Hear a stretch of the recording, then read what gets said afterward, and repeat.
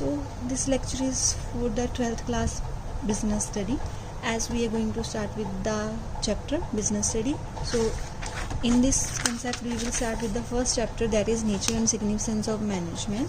And in this concept we are going to read about the what is the meaning of management and why it is important for a business.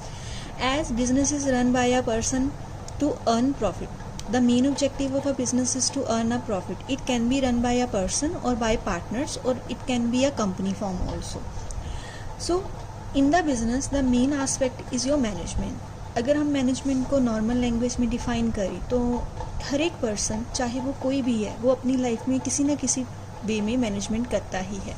अगर हम students की बात लें तो जब वो अपना बैग मैनेज करते हैं, जब वो अपनी बुक्स को प्रॉपरली अपने टेबल पे रखते हैं, so it is known as management.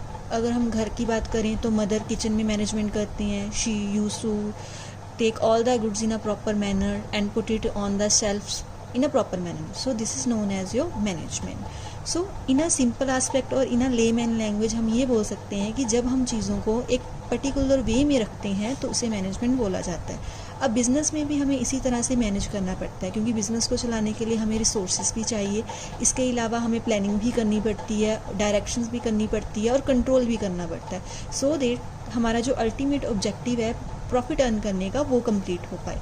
तो मैनेजमेंट अगर हम एक प्रॉपर फॉर्म में बोलें, it is a process of getting things done with the aim of achieving goals effectively and efficiently. कि हमें अपने काम को इस तरह से करवाना है दूसरों से, सो दैट हम अपने गोल्स को एक इफेक्टिव वे में और एफिशिएंट वे में क्या कर पाएँ, अचीव कर पाएँ. तो मैनेजमेंट के अंदर 3 मेन एस्पेक्ट्स आते हैं, 3 मेन कंसेप्ट होते हैं मैनेजमेंट के. First one is your process. Process का मतलब होता है वो काम जो कंटिन्यूसली चल रहा है, एक कंटिन्यूस वर्क. जब हम कंटिन्यूसली कोई वर्क करते रहते हैं तो उसे हम क्या बोल देते हैं, प्रोसेस बोल देते हैं. So that is why management is a process. Effectiveness second concept उसमें आता है इफेक्टिवनेस का. इफेक्टिवनेस क्या होता है कि हमने अपने टास्क को या अपने किसी भी गोल को पूरे टाइम पे ख़त्म करना है, no matter what is the cost. हमें इस बात से मैटर नहीं करेगा कि उस पर कोस्ट कितनी आ रही है. हमारा मेन ऑब्जेक्टिव क्या है कि हमारा जो भी टास्क हमें मिला है वो ऑन टाइम कंप्लीट हो जाए. थर्ड एस्पेक्ट इसमें आता है एफिशिएंसी का. एफिशिएंसी में हम क्या करते हैं, टास्क तो कंप्लीट करना है लेकिन मिनिमम कॉस्ट पे करना है. हमारी कोशिश ये होगी कि हमारा टास्क जल्दी से जल्दी कंप्लीट हो जाए, लेकिन उस पर कॉस्ट क्या होनी चाहिए, मिनिमम होनी चाहिए. उसमें हम टाइम को ध्यान में नहीं रखते. सो a little bit difference between effectiveness and efficiency is, in this effectiveness we only matter on time, in the efficiency we only consider the cost. So that is known as your management, a process with effectiveness and with efficiency to achieve the goal.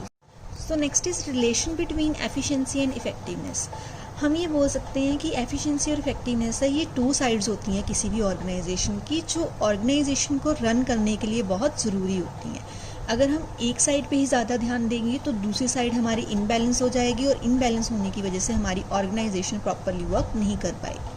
अब organisation क्या होती है, वो form जिसमें हमारा काम चल रहा है, that is known as your organisation. It can be a partnership, it can be a sole proprietorship, or it can be a joint stock company. A Hindu undivided family business is also known as your organization. So effectiveness and efficiency are 2 main aspects of organization. So there should be balance between both of them. अगर एक का भी balance हमारा ऊपर या नीचे होता है तो हमारी ऑर्गेनाइजेशन में जो काम चल रहा है वो प्रॉपरली पूरा नहीं हो पाएगा. सो अगर हम डिफाइन करें मैनेजमेंट को, management is the art of knowing exactly what your man do and what you want them to do in the cheapest way. So management का जो अल्टीमेट मीनिंग हमारे पास निकल के आएगा कि मैनेजमेंट एक ऐसी आर्ट है जिसमें हमें पता है कि हमारे आदमी या हमारे जो वर्कर्स हैं वो क्या काम कर रहे हैं, और हम क्या चाहते हैं, क्या वो वही काम कर रहे हैं, और हमें उस पर कॉस्ट क्या होनी चाहिए, मिनिमम होनी चाहिए, और हमारे रिसोर्सेज का प्रॉपरली यूटिलाइज हो जाना चाहिए. That definition is given by James L. अगर आपको कोई से और राइटर की डेफिनेशन अच्छी लगती है आप उसे भी ऑप्ट कर सकते हैं, whether it is from a book or whether it is on a online resources. आपको जो डेफिनेशन ज़्यादा वे में समझ में आती है आप उसे फॉलो कर सकते हैं.